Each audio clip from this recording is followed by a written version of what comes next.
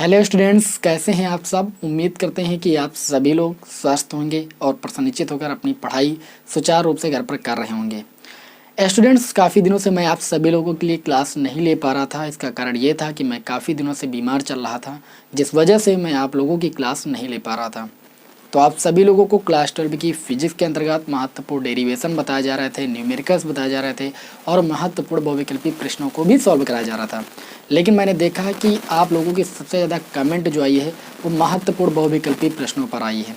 तो उस सीरीज में आज आप लोगों को हम फिजिक्स सेकेंड पेपर से किरण प्रकाश की यूनिट से महत्वपूर्ण बहुविकल्पी प्रश्नों को सॉल्व कराएंगे। आप पूरी क्लास को ध्यान से देखिएगा, क्योंकि ये सारे महत्वपूर्ण बहुविकल्पी प्रश्न आपके बोर्ड एग्जाम के दृष्टि से तो महत्वपूर्ण है ही हैं, और आगे जो भी आप कॉम्पिटिटिव एग्जाम की तैयारी करते हो वहाँ पर भी ये बहुविकल्पी प्रश्न आपके काम आते हैं।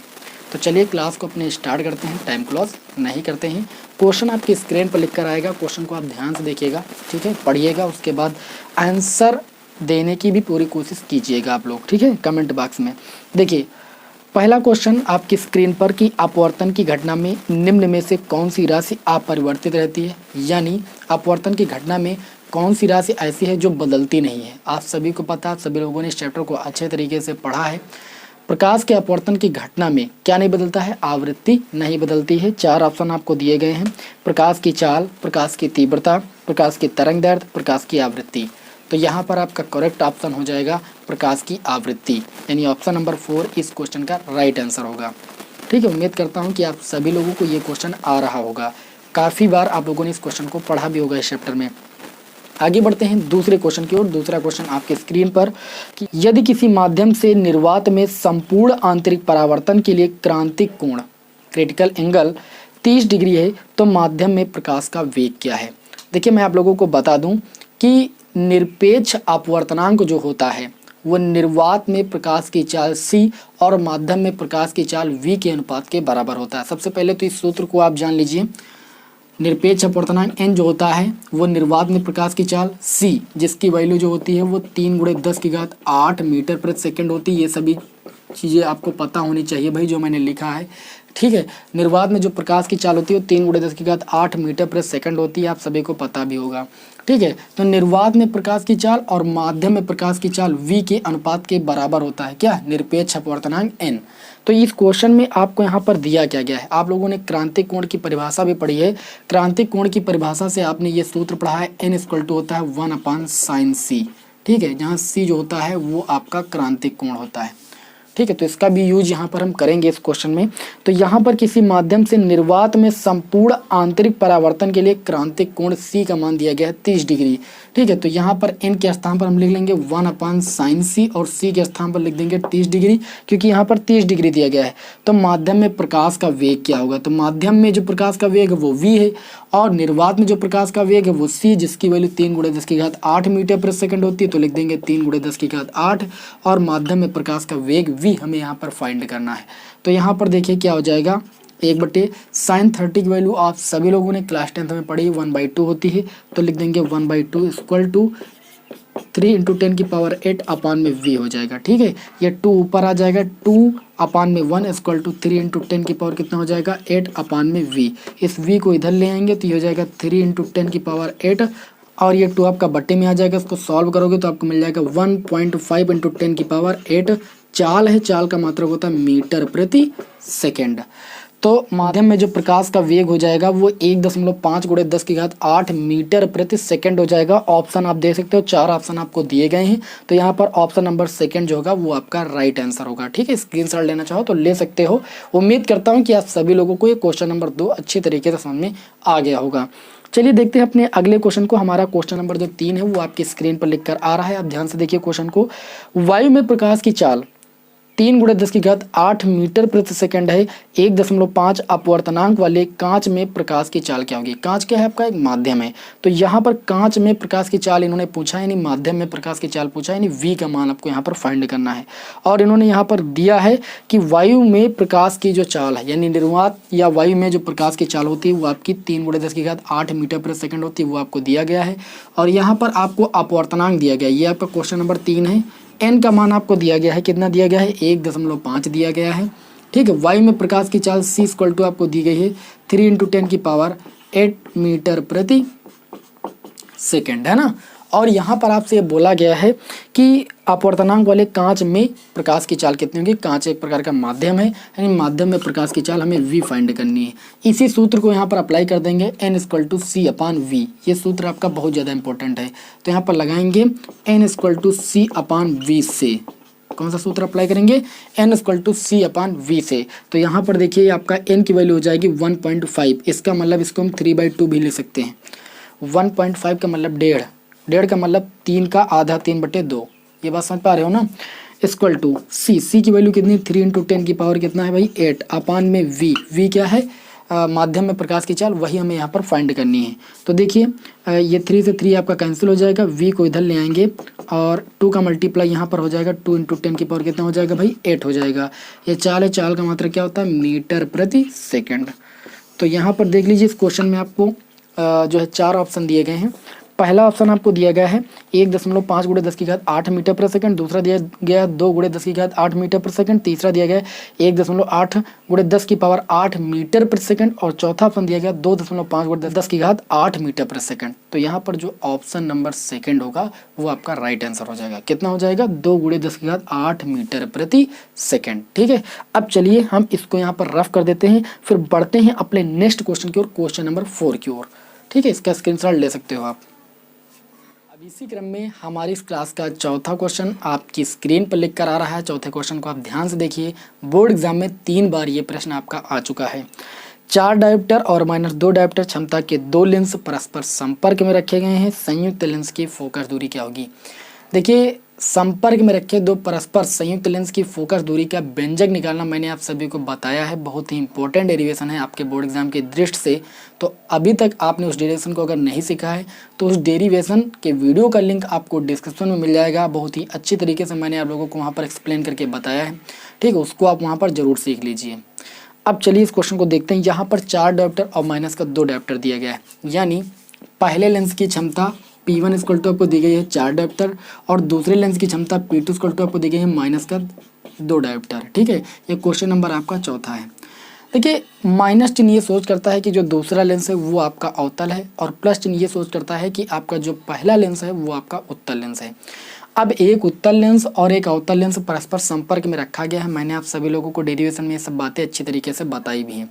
तो यहाँ पर ये उत्तल लेंस है और ये अवतल लेंस है।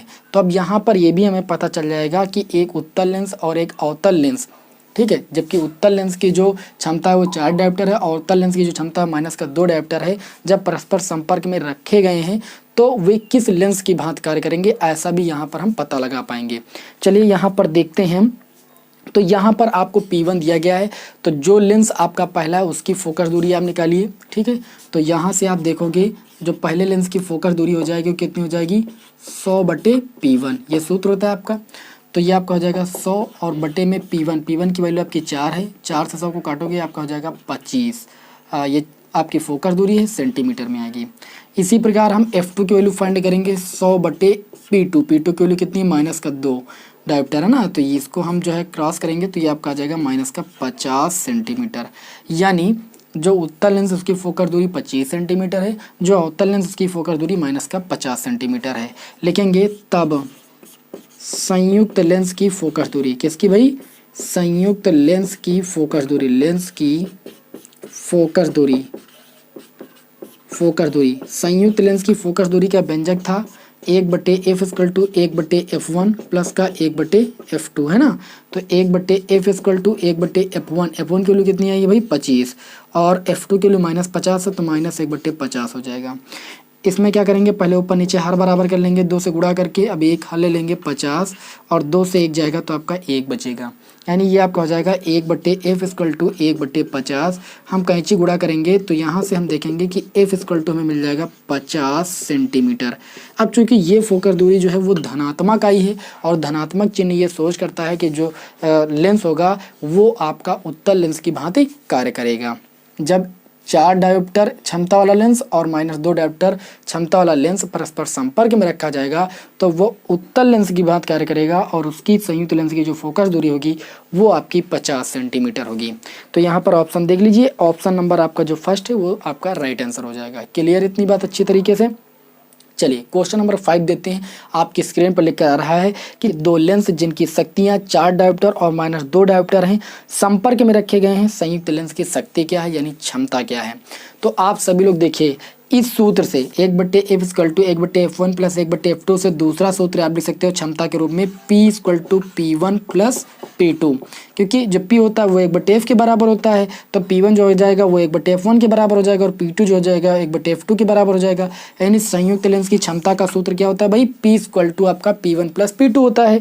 तो यहाँ पर इन्होंने ये बताया है कि जो दो लेंस हैं उनकी शक्तियाँ दी गई हैं, यानी आपको पहले लेंस की शक्ति दी गई है, क्वेश्चन नंबर 5 है। P1 = आपको दिया गया है, कितना दिया गया है भाई, 4 डायोप्टर, और P2 = आपको दिया गया है, कितना भाई दिया गया है आपको, -2 डायोप्टर, है ना। तो ये बोल रहे हैं कि संयुक्त लेंस की जो क्षमता होगी यानी P होगी वो कितनी होगी, तो P = आपको लगा देना P1 + P2, तो P = आपका जाएगा 4 - 2 यानी 2 डायोप्टर। अब अगर आपसे ये पूछा जाए कि संयुक्त लेंस की जो क्षमता है वो कितनी है, तो आप बताओगे 2 डायोप्टर आई है। और ये पूछा जाए कि संयुक्त लेंस जो होगा वो किस लेंस की भांति कार्य करेगा, तो उत्तल लेंस की भांति कार्य करेगा, क्योंकि क्षमता आपकी धनात्मक, और क्षमता धनात्मक होने का मतलब फोकस दूरी भी धनात्मक है, और फोकस दूरी धनात्मक होने का मतलब कि जो लेंस है वो आपका उत्तल लेंस है। क्लियर इतनी बात, चलिए ठीक है। चलिए बढ़ते हैं अगले क्वेश्चन की ओर, क्वेश्चन नंबर 6 की ओर। तो क्वेश्चन नंबर 6 में ये कहा जा रहा है कि एक प्रिज्म का अपवर्तक कोण 60 डिग्री है। अपवर्तक कोण को हम प्रिज्म कोण भी बोलते हैं, और प्रिज्म कोण को लिखते हैं ए से, वो आपका 60 डिग्री है। बहुत ही प्यारा सा क्वेश्चन है, 2013 में पूछा गया है। जब प्रकाश की एक किरण 50 डिग्री पर आपतित होती है, ठीक है, आप 50 डिग्री पर आपतित होने का मतलब आपतन कोण आपको दिया गया है, आपतन कोण को हम आई से लिखते हैं, वो आपका 50 डिग्री है। और इन्होंने क्या बताया, इन्होंने बताया तो इसमें अल्पतम विचलन होता है। अल्पतम विचलन का मतलब डेलेम है ना, वो आपको यहाँ पर फाइंड करना है। इन्होंने अल्पतम विचलन कोण का मान पूछा है। तो देखिए आप लोगों ने पढ़ा है स्नेल के नियम से n = आपने जो ये सूत्र का निगमन किया था, तो यहाँ पर साइन ये वाला लिखा था सूत्र, साइन a+ का del m/2 अपान में साइन a/2। इस सूत्र का निगमन भी आप लोगों ने अच्छे तरीके से किया है, मैंने कराया है, ठीक है, आप देख सकते हो प्लेलिस्ट में जाके, महत्वपूर्ण डेरिवेशन। तो यहाँ पर देखिए ये जो था वो प्रिज्म कोण था, इसकी अगर तुलना हम करें स्नेल के नियम से साइन i/sin r से, इसी का यूज हमने किया था, तो ये चीज़ आई थी। तो यहाँ पर देखिए तो i किसके बराबर है, a + del m/2 के बराबर है, ठीक है। तो यहाँ पर हम क्या करेंगे, लिखेंगे, देखिए इधर ध्यान से, हम यहाँ पर लिखेंगे I = देखिए a+ का del m/2, आई के स्थान पर ये वैल्यू मैंने रखी थी, ठीक। तो आई किसके बराबर है, a + del m/2 के बराबर है। अब यहाँ पर आपको आई की वैल्यू दी गई है 50 डिग्री, और ए प्रिज्म कोण आपको दिया गया, या अपवर्तक कोण आपको दिया गया 60 डिग्री, और डेलेम आपको फाइंड करना है /2। 2 का मल्टीप्लाई आपका 50 से हो जाएगा, तो आपका कितना हो जाएगा 100 डिग्री, और 60 डिग्री इधर आ जाएगा -60 डिग्री = डेलेम, यानी अल्पतम विचलन कोण आपको 100 से 60 जाएगा 40 डिग्री मिल जाएगा। और इस क्वेश्चन में आपसे यही पूछा जा रहा था कि अल्पतम विचलन कोण कितना होगा, तो अल्पतम विचलन कोण आपका 40 डिग्री होगा। उम्मीद करता हूं कि ये क्वेश्चन नंबर 6 जो है आपको अच्छे तरीके से समझ में आ गया होगा। अब चलिए बढ़ते हैं क्वेश्चन नंबर 7 की ओर। तो क्वेश्चन नंबर 7 क्या कहता है, आप अपनी स्क्रीन पर देखिए। क्वेश्चन नंबर 7 बहुत ही अच्छा क्वेश्चन है, आपके बोर्ड एग्जाम की दृष्टि से तो बहुत ज़्यादा महत्वपूर्ण है। आगे कॉम्पिटिटिव एग्जाम में भी ये क्वेश्चन आता है कि प्रिज्म से गुजरने पर निम्नलिखित में से किस रंग के प्रकाश का विचलन अधिकतम होगा। देखिए अब मैं आपको बता दूं, एक सूत्र होता है बैनी आपीनाला, बैनी आपीनाला, ये सबको आपको पता होगा, ठीक है, सभी लोगों को ये सूत्र पता होगा, बैनी आपीनाला। बै का मतलब होता है बैंगनी, नी का मतलब नीला, आ का मतलब आसमानी, हा का मतलब हरा, पी का मतलब पीला, ना का मतलब नारंगी, और ला का मतलब लाल। ये जो आपका सूत्र लिखा हुआ है वो तरंग दैर्ध्य के बढ़ते हुए क्रम में लिखा है, यानी लास्ट में आपका लाल रंग पड़ रहा है, तो लाल रंग की जो तरंग दैर्ध्य होती है वो सबसे अधिकतम होती है।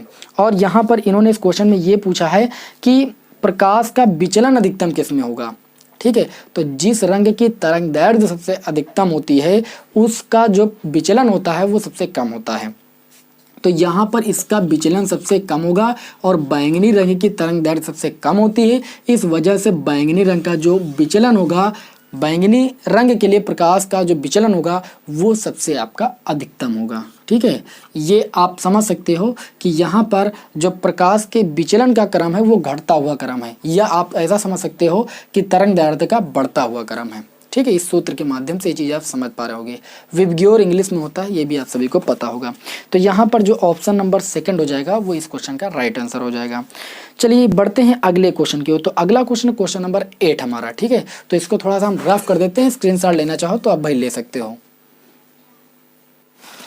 तो चलिए बढ़ते हैं आगे के क्वेश्चनों की ओर। तो अगला क्वेश्चन आपकी स्क्रीन पर लिख कर आ रहा है, क्वेश्चन नंबर आपका 8 होगा। इस क्वेश्चन में आपसे बोला जा रहा है कि एक व्यक्ति +2 डायोप्टर क्षमता का चश्मा प्रयोग करता है। ठीक है, तो उसका दृष्टि दोष कैसा है? देखिए एक बात समझ लीजिए, दूर दृष्टि दोष और निकट दृष्टि दोष। दूर दृष्टि दोष आप सभी को पता है कि ऐसा दोष जिसमें मनुष्य को दूर की वस्तुएं तो दिखाई देती हैं परंतु पास की वस्तुएं नहीं दिखाई देती, तो इस दोष को हम बोलते हैं दूर दृष्टि दोष। और निकट दृष्टि दोष क्या होता है?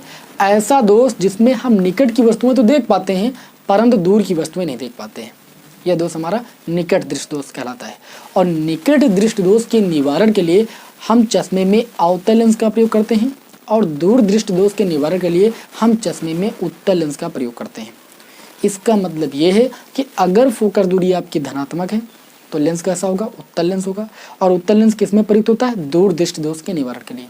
अगर फोकस दूरी आपकी ऋणात्मक है इसका मतलब अवतल लेंस है, और अवतल लेंस जो होता है वो निकट दृष्टि दोष के निवारण के लिए प्रयुक्त होता है। ठीक, तो चलिए इस क्वेश्चन को देखते हैं। यहाँ पर इन्होंने कहा है कि एक व्यक्ति जो है वो +2 डायोप्टर क्षमता का प्रयोग करता है, यानी चश्मा प्रयोग करता है ना, यानी P = आपको दिया गया +2 डायोप्टर। अब यहाँ से आप क्या करोगे? यहाँ से आप फोकस दूरी फाइंड कर लोगे। तो देखिए फोकस दूरी आपकी कितनी हो जाएगी? फोकस दूरी जो होती है वो क्षमता के व्युत्क्रमानुपाती होती है, या 100/P सूत्र आपका होता है। 100/P, P की वैल्यू +2 डायोप्टर है। 2 से इसको काटोगे फोकस दूरी कितनी आ जाएगी? 50 सेंटीमीटर आ गई। और फोकस दूरी आपकी चूंकि यहाँ पर धनात्मक आई है, फोकस दूरी ये सोच कर रही है कि आपके चश्मे में जो लेंस प्रयुक्त किया गया है वो उत्तल लेंस प्रयुक्त किया गया है, क्योंकि उत्तल लेंस की तो फोकस दूरी धनात्मक होती है। तो उत्तल लेंस किस दोष के निवारण के लिए प्रयुक्त किया जाता है?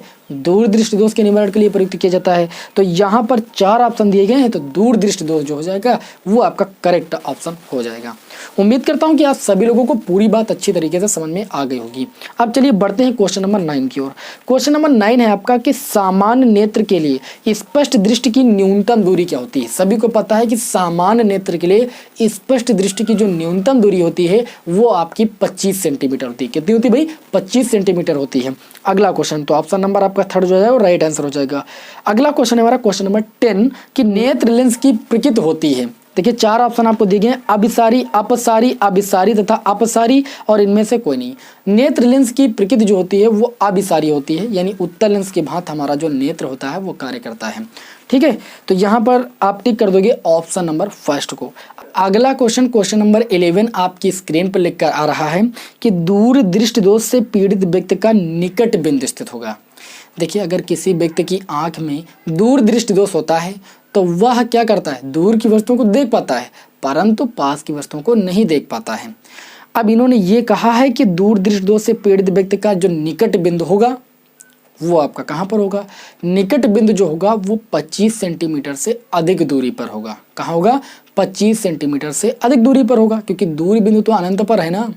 तो यहाँ पर 4 ऑप्शन दिए गए हैं, 25 सेंटीमीटर की दूरी पर, 25 सेंटीमीटर से कम दूरी पर, और 25 सेंटीमीटर से अधिक दूरी पर, और अनंत पर। तो अनंत पर तो होगा नहीं क्योंकि वो दूर बिंदु है। 25 सेंटीमीटर से अधिक दूरी पर होगा। 25 सेंटीमीटर से कम दूरी पर तो स्वस्थ मनुष्य भी नहीं देख पाता है वस्तुओं को स्पष्ट। ठीक है, तो ये तो आपका ऑप्शन सही नहीं।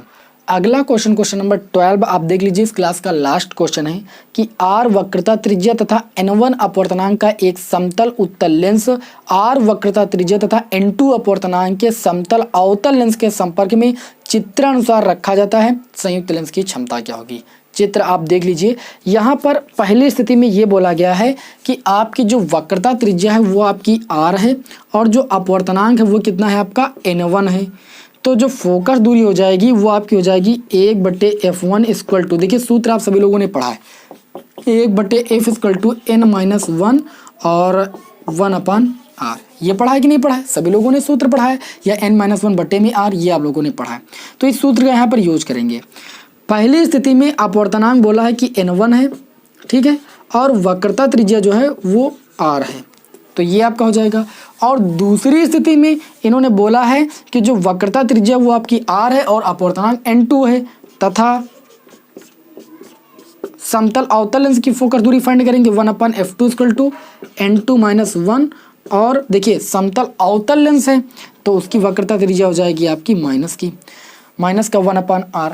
अब इन्होंने कहा है कि संयुक्त लेंस की क्या ज्ञात कीजिए, क्षमता ज्ञात कीजिए।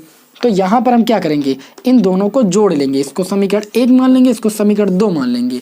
लिखेंगे समीकरण 1 + 2 से, है ना, समीकरण 1 और 2 को जोड़ने पर 1/f1 और प्लस 1/f2 = n1 - 1 और 1/r और प्लस लगाएंगे।